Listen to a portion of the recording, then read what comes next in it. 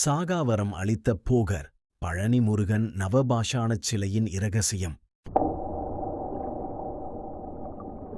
கோடான கோடி பக்தர்கள் கூடும் பழனிமலை வெறும் ஆன்மீக ஸ்தலம் மட்டுமல்ல, அது 18 சித்தர்களின் மகா தலைவரான போகர் சித்தர் உலாவிய ஞானபூமி.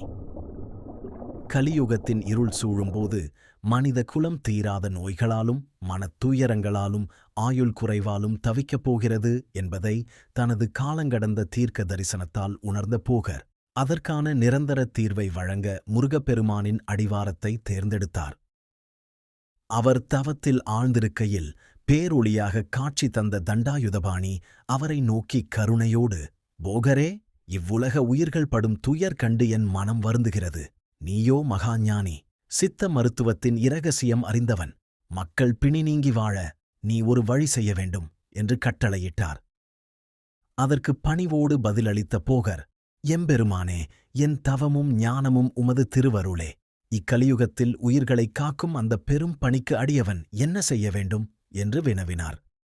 அப்போது முருகன், நீ உனது ஞான சக்தியால் உலகில் உள்ள நச்சுப் பொருட்களின் உச்சமாக கருதப்படும் 9 பாஷாணங்களைக் கட்டுப்படுத்தி அவற்றை மருத்துவ சக்தியாக மாற்று. அந்த நவ பாஷாணங்களைக் கொண்டு எனக்கு ஒரு திருவுருவம் அமை. அதன் மீது பட்டு வரும் அபிஷேக பிரசாதம் சகல நோய்களையும் தீர்க்கும் சஞ்சீவியாகட்டும் என்று வரமளித்தார்.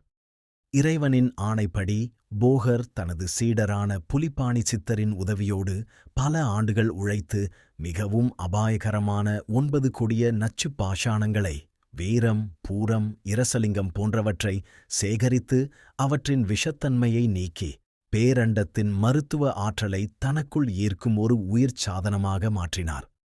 பழனிமலையின் ஆழமான குகைகளில் இரவும் பகலும் பாடுபட்டு இந்த நவபாஷாணக் கலவையைக் கொண்டு ஞானம் தவழும் பால தண்டாயுதபாணி திருவுருவமாக வடித்தார். இந்தச் சிலையின் மீது பக்தர்கள் செலுத்தும் ஒவ்வொரு அபிஷேகப் பொருளும் பாஷாணத்தின் சக்தியை உறிஞ்சி திரும்பவும் வெளிவரும்போது அது உலகிலுள்ள தீராத வியாதிகளையும் நீக்கி நீண்ட ஆயுளை தரக்கூடிய சித்த மருத்துவ பேராற்றலாக பரிணமிக்கிறது. இவ்வாறு போகர் சித்தர் மனித குலத்திற்கு அளித்த இந்த விலைமதிப்பற்ற அழிவில்லாத தெய்வீக கொடையாகவே பழனி முருகன் சிலை இன்றும் உயிருடன் திகழ்கிறது.